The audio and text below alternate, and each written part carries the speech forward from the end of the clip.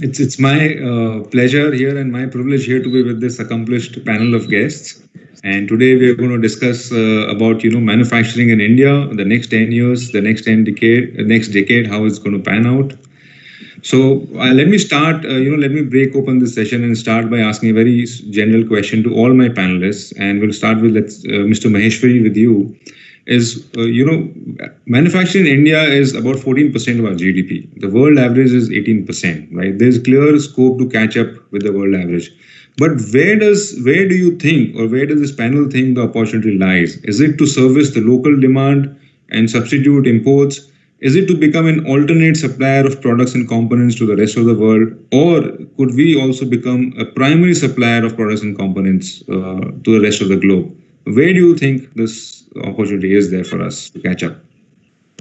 So, Vineet, when we look at this question, oftentimes people talk about that do we have any competitive advantage somewhere and let's focus on that. But let's just step back for a minute and see. Then what you will find is that Indian industry is inherently competitive, possibly with the best in the world you will find. And they've demonstrated capabilities both in India and globally. And let me give you a few examples. Talk about refining. I think we have the world's largest oil refinery with possibly the best gross refining margin any refinery can earn. You want to talk about cement, possibly most of our cement plants are on par or better than the most efficient cement plants anywhere in the world.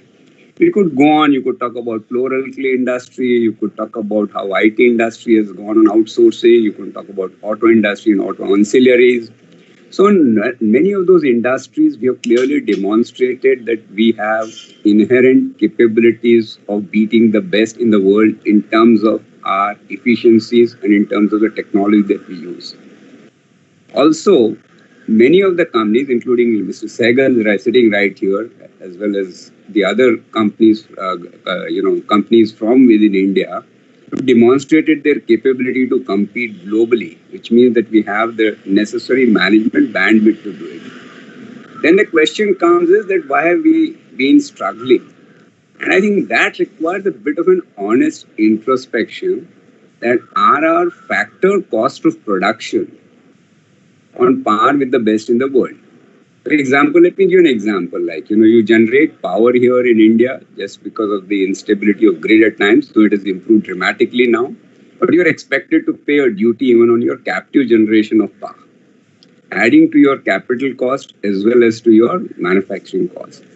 Similarly, I think, there are so many more procedural formalities here which you would compare it, let's say, to a company in Southeast Asia which one has to comply. And all of them add tremendously to the cost of doing business and to the cost of time it takes for doing business. I think we should do an honest evaluation. If you ask me, fundamentally, we have opportunities on all the fronts. We have a great domestic market, which obviously can serve as a great base for anyone, So, like, India can possibly survive without bothering about rest of the world in terms of the demand that we have. But also we can build on that to be the supplier to the world. And I think we have the capabilities, and I spelled out that, there are certain challenges. We've been talking about land acquisition challenges, especially when you talk about large industries, you talk about steel industry or, other such industries, then they require huge land. And they also require huge land sometimes for the mines. I can assure you that industry is willing to pay a reasonable price for land, but the time it takes, and then again the gestation period of your project goes up, which again impacts your competitiveness. So I think we have the inherent capability, and we have done it in a big manner. I mean, a lot of our companies from India have successfully captured a big chunk of the global markets.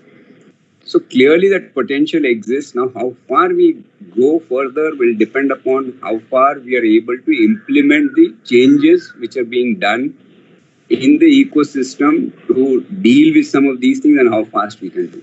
The other major thing I want to highlight is the infrastructure. There's a lot of work being done on roads. There's a lot of work being done on railways. But even then, if you were to compare ourselves with the infrastructure in terms of ports, in terms of the overall time that it takes for you to transport your materials or turnaround times, we have a lot of catching up to do.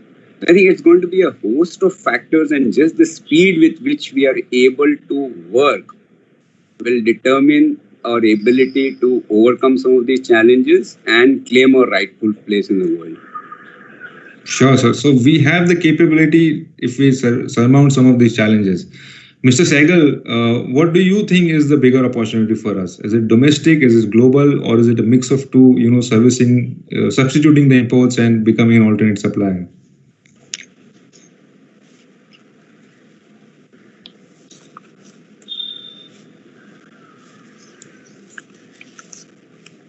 You're mute, sir.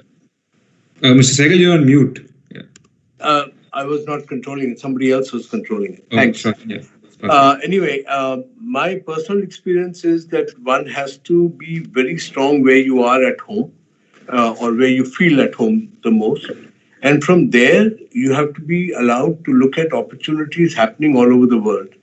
And then how you then make yourself strong enough to take those particular opportunities as they come. We as a group have acquired already 25 companies all over the world. And believe me, in the initial period, we used to have a lot of difficulty to try and find people who would fund you, who would give you the money. And definitely some government banks helped also at that time, some private banks helped. And then once you became stronger and stronger, then you could go ahead and do that. So I think that ability to be strong at home, have a stability at home, and then go out in the market and then grow. I think that was the mantra that we felt was very comfortable. It was very doable. The only thing is that we have to get rid of that mentality that only Indians are going to run these particular things wherever they are in the world. We were discussing with Maheshwari Saab. I was telling them that India is such a diverse country. I mean, we had some 500 odd countries which became India in 1947, the kingdoms that were there. So we have to take advantage of that. The ability to work across cultures is something fantastic. On the lighter side, we say the only culture that's common in the world is agriculture. Other than that, we don't worry about cultures. Sure, that's very fair. Yeah. Mr. Rai, just coming over to you, what is your take on this topic? Where does the opportunity lie? Thanks for having me. So I think that we are right now 17% of Chinese GDP. It's something happening right now here. So, and at this particular percentage, we are very competitive in terms of our labor cost, etc. And the moment we are acquiring skills into various elements of manufacturing, various sectors of manufacturing, I find getting competitive by day in our sector.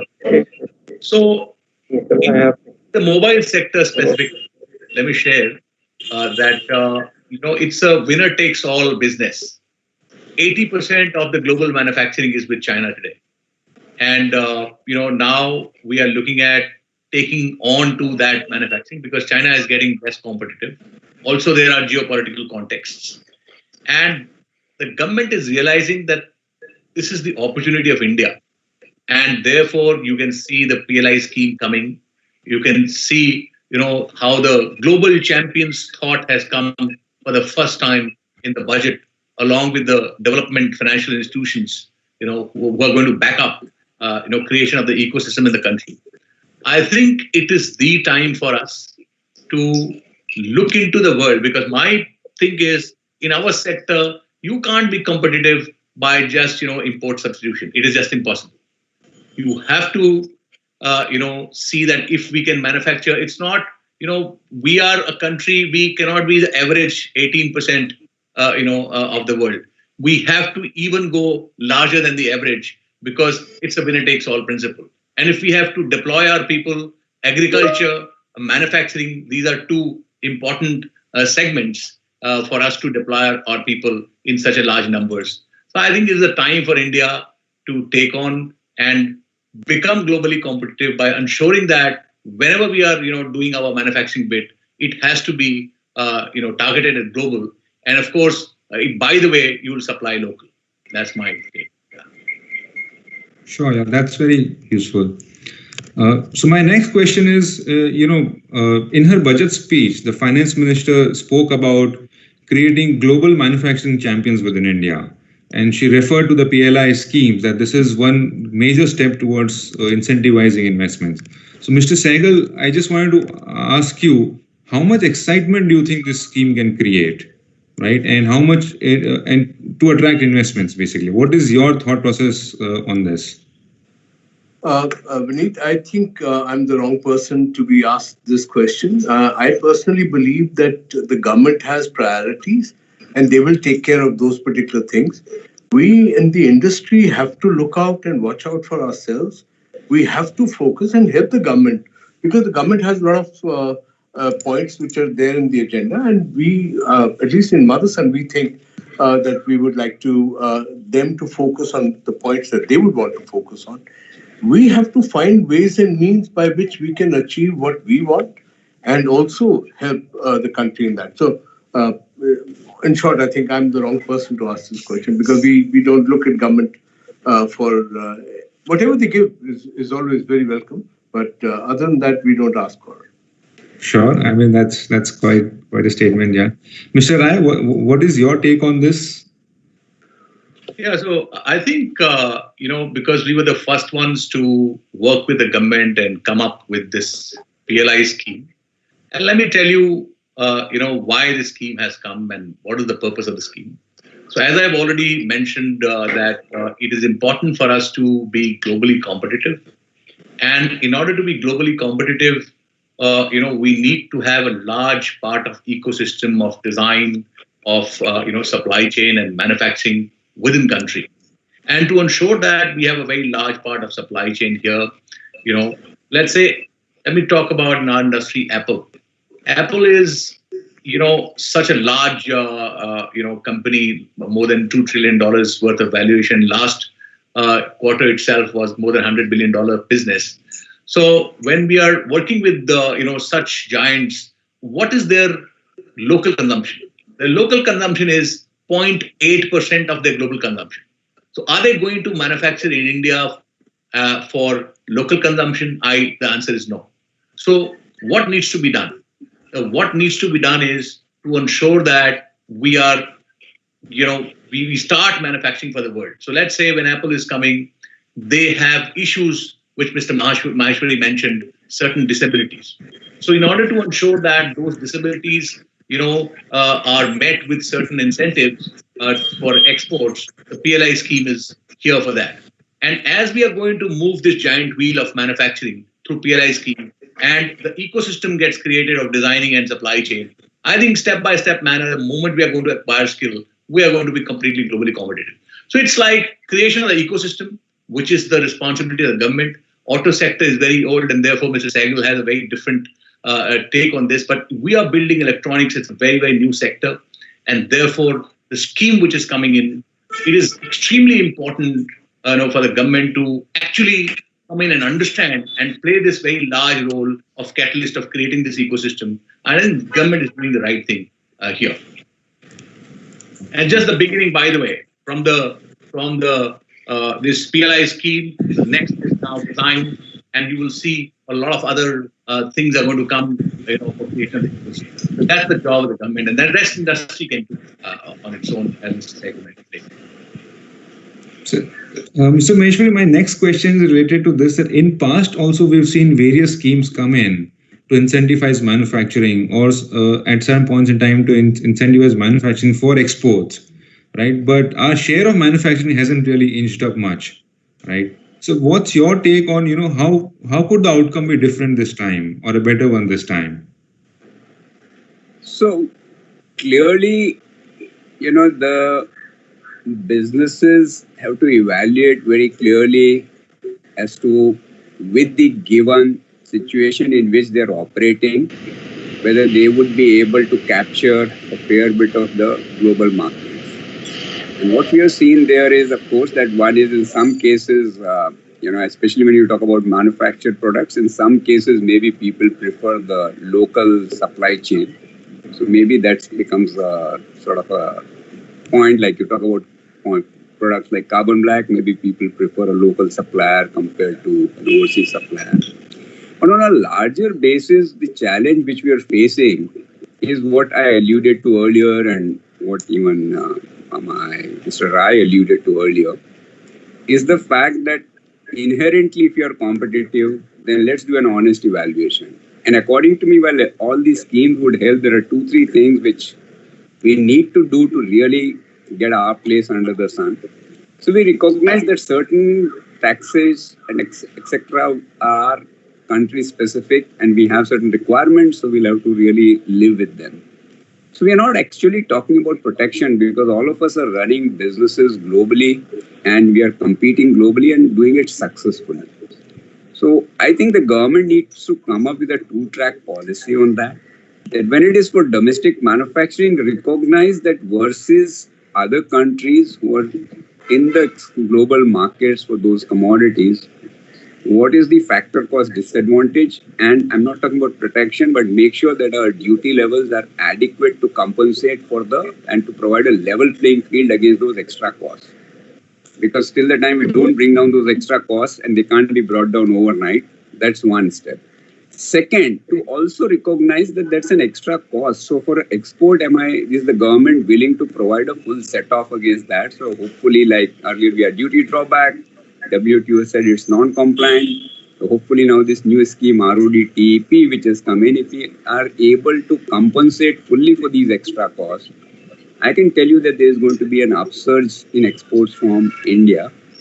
The other thing which is, of course, there is, I talked about the turnaround time because these days people want things done faster. And that's where we've been talking about, for example, the cluster approach, largely about chemical industry. If you see globally, they tend to be in very big clusters, therefore there's very little movement of material by trucks or by rail cars. They prefer to have pipeline supplies and long-term contracts which are honored by both the parties over a period of time.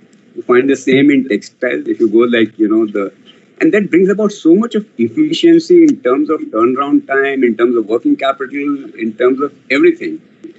So I guess that's going to be we can't park it at the door only of government, but it clearly requires a joint effort by both the government and the industry working together to see how will we fully capitalize on these.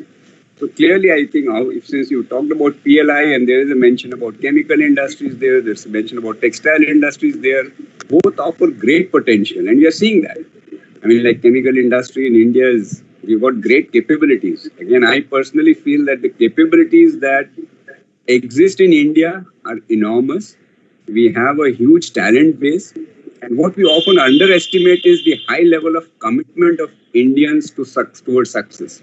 You will find it at very few places in the world. They might be more brilliant, but I think Indians more than compensate for it by being far more committed because they feel that's their passport to success. I think we can capitalize on these by creating the right ecosystem. But as I said, it's a joint effort. And I think the government has started doing the right things by involving industry in framing it and working together. But like I said, it's a question of also the speed of implementation of some of those, despite the challenges which we find of being in a democratic setup. We recognize that. But I guess when we have to compete in the global world, we'll have to figure out a way of overcoming those challenges and work together with speed. So inherently great opportunities in all of these sectors, including in the PLI, like I talked about textiles, I talked about chemical industry, enormous scope. So it's just a question of, so it's Vineet, I've often heard that, that there's a great potential. And then, the other question is that potential realized? And it's true about every single initiative in the companies that you take. It's true about every individual that works for you in the company. It takes two to tango. So it takes for the manager also to sometimes work with that employee to realize his full potential. It also takes for the employer to come forward and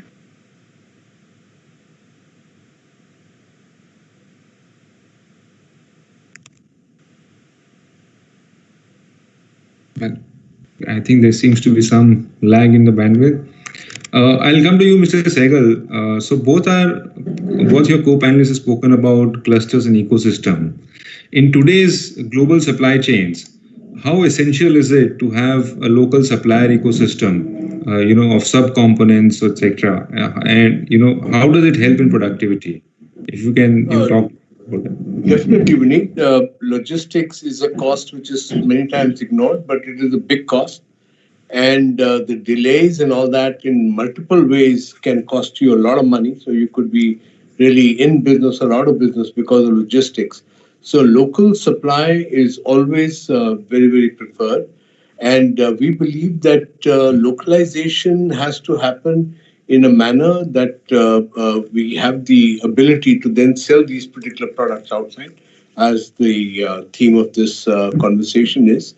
And we've been doing that very successfully. We feel it's a very important step, which is there. Localization or owning the know-how and the technology is very, very important. So you can't just copy the components or something like that. You have to own the technology. So I think that is a major, major thing. And that's the reason why Motherson moved out of India, because we wanted to own the technology, and hence we started acquiring the companies rather than just going for a joint venture or something like that. Sure, fair enough. My next question, Mr. Rai, is regarding, there have been some shifting industries globally, right? Textiles has shifted bases, for example, from the UK to US to China and now to some other Asian countries, including India, etc.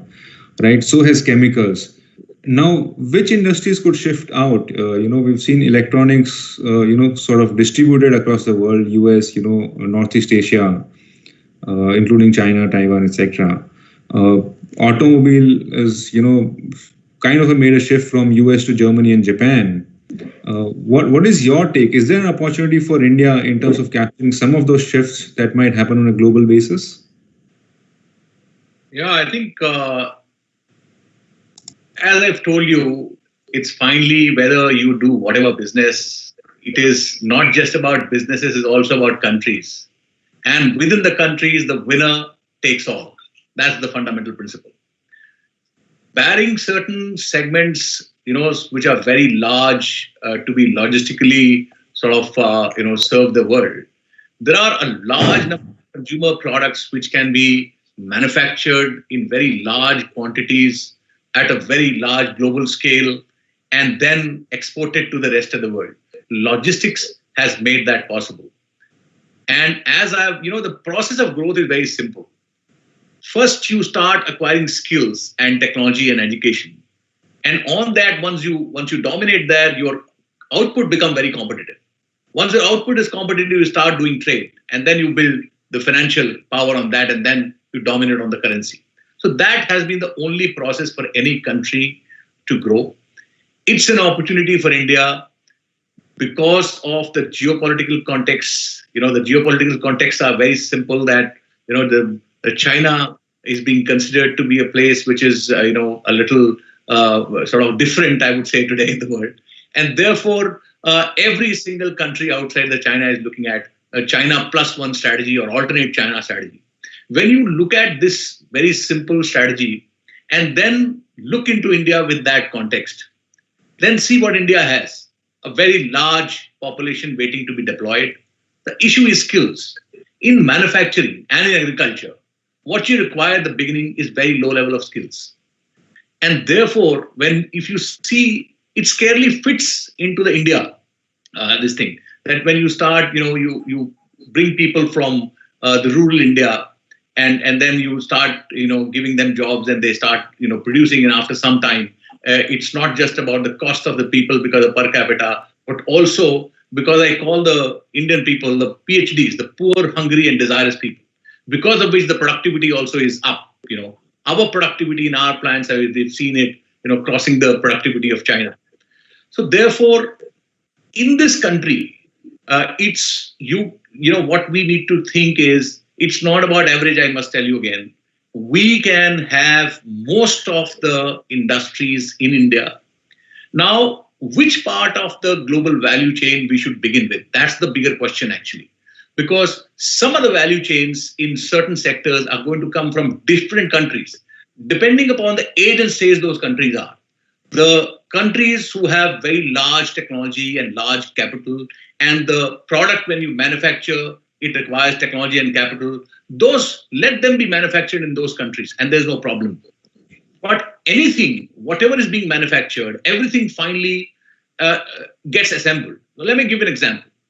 In mobile phone itself, there are components. So let's say from the memory, it comes out from the fab first, and then again it is packaged.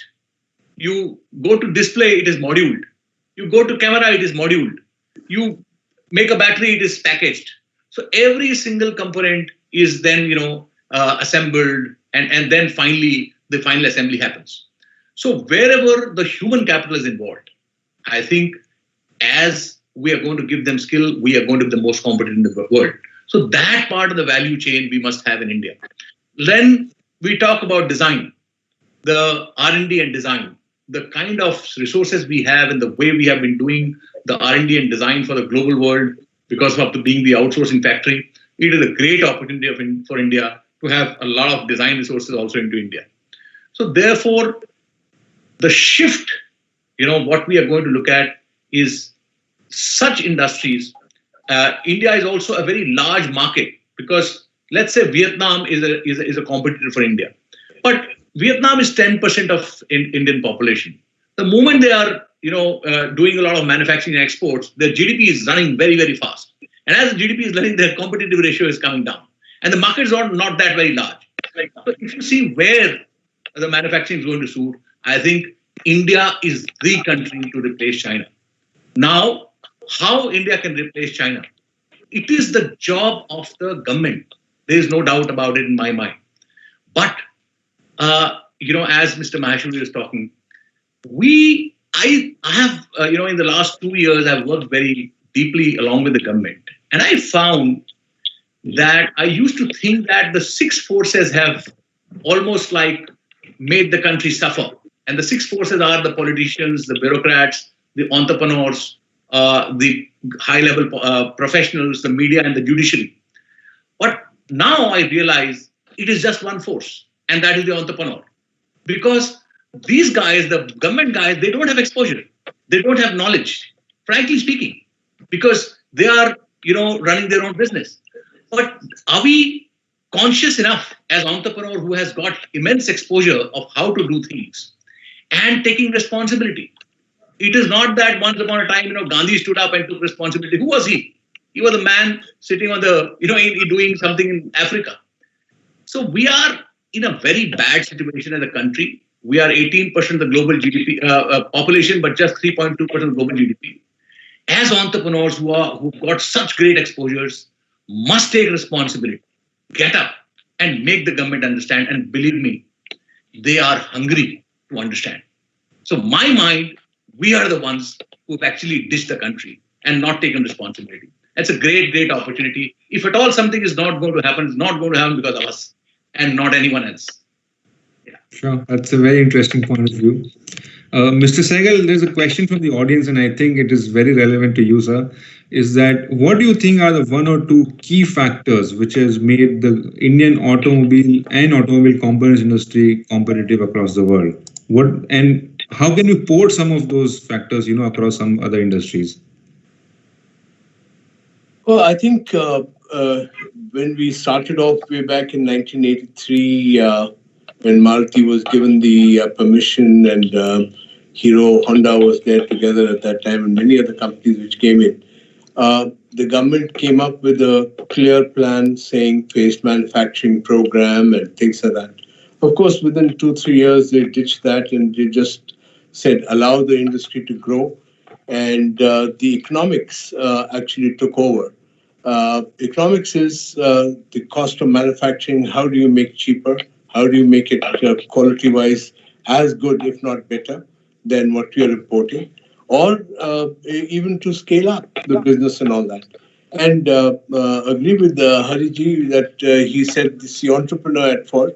I agree with you. The government also could have supported better. But I think it is kudos to the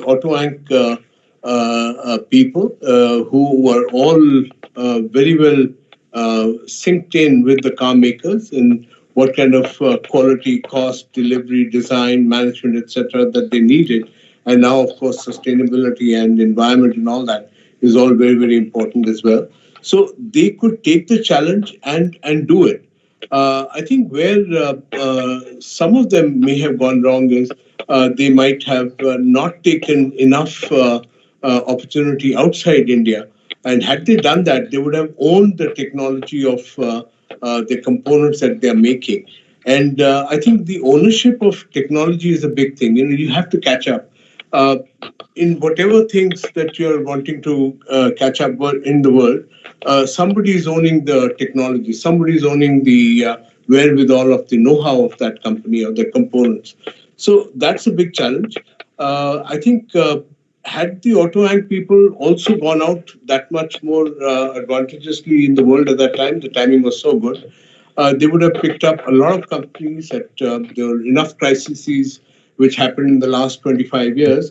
They would have been able to pick up a lot of companies at very reasonable rates and own the technology. So I think owning the technology is a very important thing, and AutoAnx did that very well. There are a lot of companies, very good examples of companies who have taken over companies outside and own the technology. So I think owning the technology, learning the need of quality, delivery on time, everything is very, very important. And as Meshiji also said and Hariji also said about R&D and D and all that, once you take over companies, there are already inbuilt R&D this thing over there. So you can encourage that and augment that with the Indian resources and then deliver.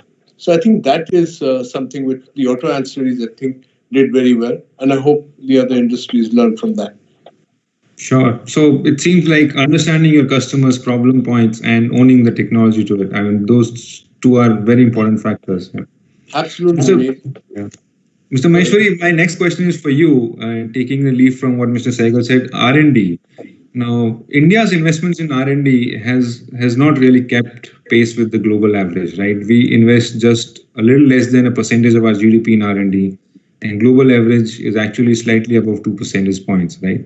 So these intangible assets, be it investment in technology through R&D or some brand building, etc., own IP, how important, how crucial do you think these are, and what do you think the effect of that could be on the manufacturing over the next 10 years?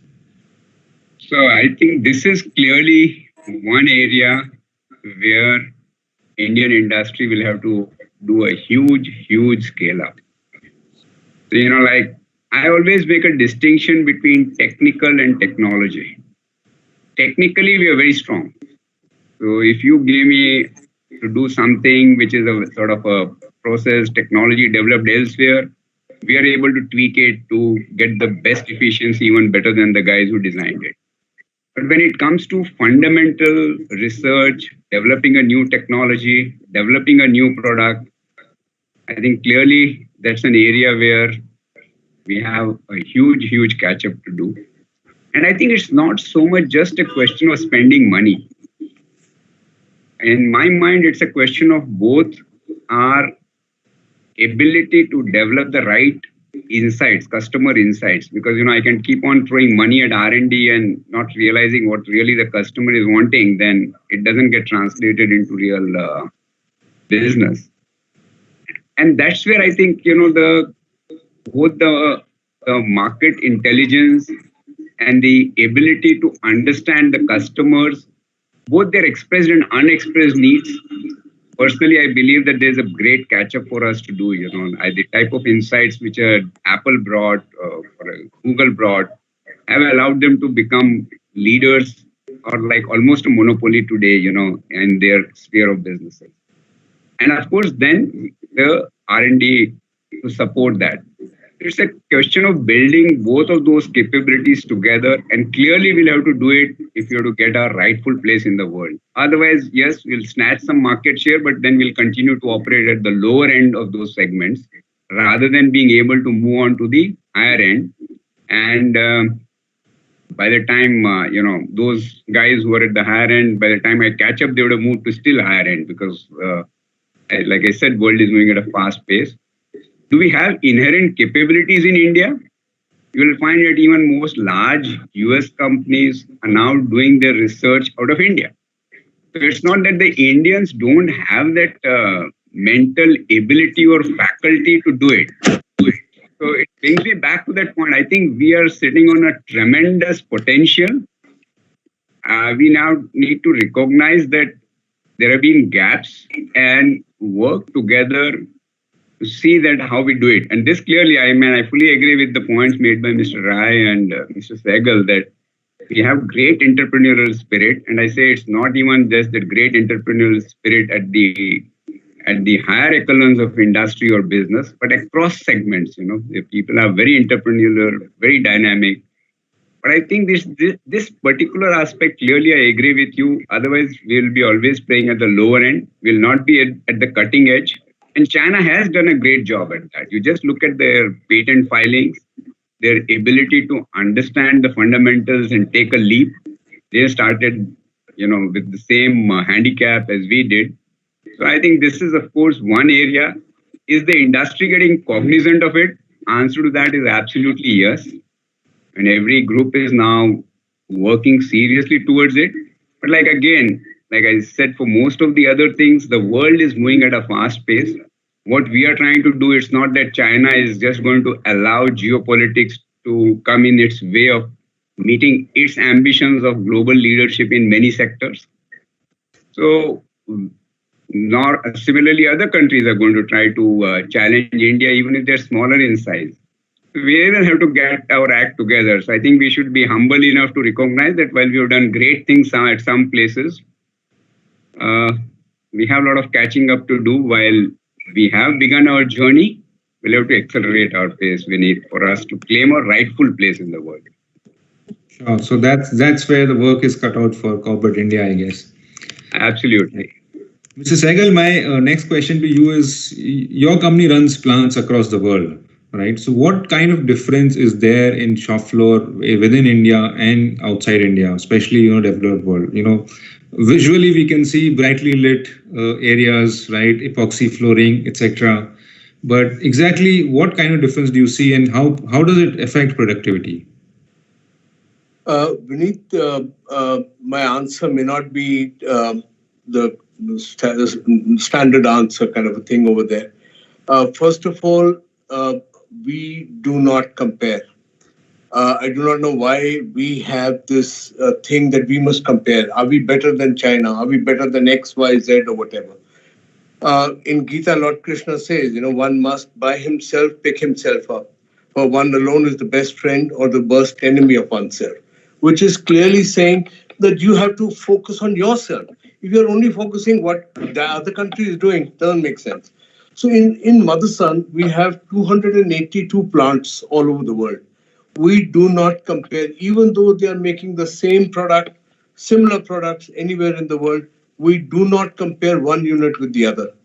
Another typical example of comparison, sorry, Vineet, I told you my answer is not going to be standard, is that, you have a boy and you have a girl and you start comparing the both. I mean, they're your kids.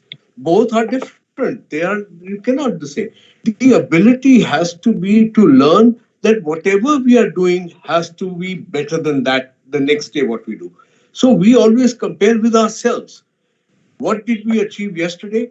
Can we do better than that? And trust me, one day you will become the standard of the world. So it's not about comparing with another plant or something like that. That's wasteful. It has no actual meaning. Yes, you should keep an eye on your competition, what they're doing and all that. But the efficiencies, the plant control, the ability to deliver QC, DDM, SES or quality cost design, delivery, whatever, everything to our customer the way he needs it is important for that plant which is supplying to that customer. So we think about manufacturing very differently. We do not believe that I have to go and benchmark myself. We had this great consultant walk in once and he said, look, Mr. Sehgal, I'm going to benchmark you with IBM. And I'm thinking, what the hell am I going to become? I mean, who compares yourself with IBM? Well, they're a great company on their own, have deep pockets. I'm a poor company in my own way, and I will only beat myself. So if I can beat myself every day, believe me, one day we are going to be the world benchmark. If they want to benchmark. Sure. Yeah. Yeah, that's a fair way to look at it.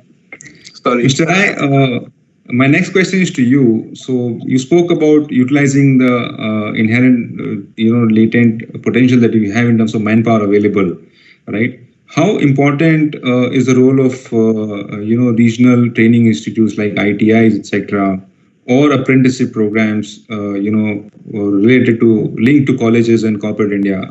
How do you think, manpower can be better trained and better, employed in our industries, and especially given the opportunities you all spoke about? Yeah. So, while the general knowledge and training job, of the ITIs is one part of the business, and these days, government is playing a large role in saying that we are going to skill the people, and a large money is being put into this skilling people of India. I think we have consistently done wrong things, over the ages, generally. And why I'm saying what I'm saying is very important for us to understand. As a country, about 400 years ago and about 5,000 years before that, averagely, we were 25% of the global GDP. After the Britishers came, they brought us down to 3.9% of the global GDP when they left us. Unfortunately, in the last 73 years, we have further brought it down to 3.2% of the global GDP, actually. So fundamentally, we have together erred in our understanding and knowledge. And, Einstein said that we can't change anything with the same level of consciousness we used while creating it. So skilling actually is it is the government job, but what is the true government job in skilling? And again, as I'm telling you, government will not understand somebody who is more sort of exposed to the world has to make the government understand, and government then therefore will understand. So what I personally feel is, look at the entire globe. The process is very simple. You deploy your people because they have less skills into agriculture and manufacturing. Then put your financial resources in growing the technology and skills in the people. That's the only process. So first you do volume deployment, and then by enhancing the skills, it also includes the R&D, it also includes the technology, etc., etc. You do value creation. That's the only process. And it's almost like a muscle building process. No matter how eager we are, we can't, from a 5 kg weight, suddenly tomorrow morning we can't pick 120 kg. From 5 kg, we have to pick a 6 kg, and then step by step, we can go to the 120 kg weight. So that's the process. Okay. Now, skilling side, the way the skills have been made, large companies, large giants have been created by the governments very thoughtfully, because after the nuclear and atomic power, the only way to take the share from the global is by the giant forces, giant companies. Top 500 companies of the world, they are 38% of the global GDP in terms of revenue, their ecosystem. Okay, out of these 500 companies, 16 are in Korea, 9 are in Taiwan, create 60% of Taiwan's GDP.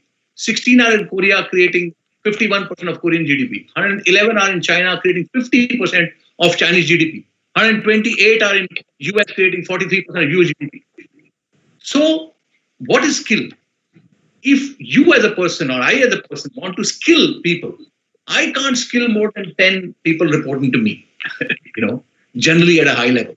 So the job of the government truly is to create skill of world-beating firms.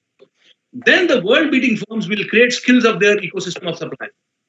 And then those guys will create, skills of the lower level of supply.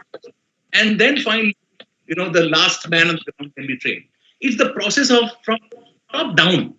And the skill, let me give you an example. 1961 in your industry, Hyundai started. Mr. Sehgal, your industry. Yep. 34 years it took for Hyundai to become profitable, and now it is the fourth, top 4 in the world. All these 34 years, the government supported that, built that from starting from scratch. They have built, and step by step, and entire support came. So that is the only process of building the country. So skilling, while the large part which is to be played by the ITIs and all these things, what you're saying, but finally, if we hire, we skill as per our own culture. No matter who you are, where you're coming from, and the skills which have been given by ITIs are not that relevant in terms of sometimes. So therefore it's a very different question, and it requires a very different forum to answer it in a very holistic manner. Right now, I just need to touch upon and then. Understood. Yeah. Thank you so much. I have many more questions, but unfortunately, not much time at all now. So, I would. It's been a very insightful conversation for me with all three of you, and I would really like to thank you so much. So it's clear, it's the government's role is incentivize, reduce friction, and get out of the way, right? Create social infrastructure, and it's up to the entrepreneurs like yourself and managers like yourself to, actually keep on doing better every day. Find customers' problems, solve them through technology, own the technology. I mean, it's been a really insightful session for me, and I could have gone on, honestly. Unfortunately, we have positive time, and I would like to thank you once again. It's been my pleasure to host you today evening. Thank you so much.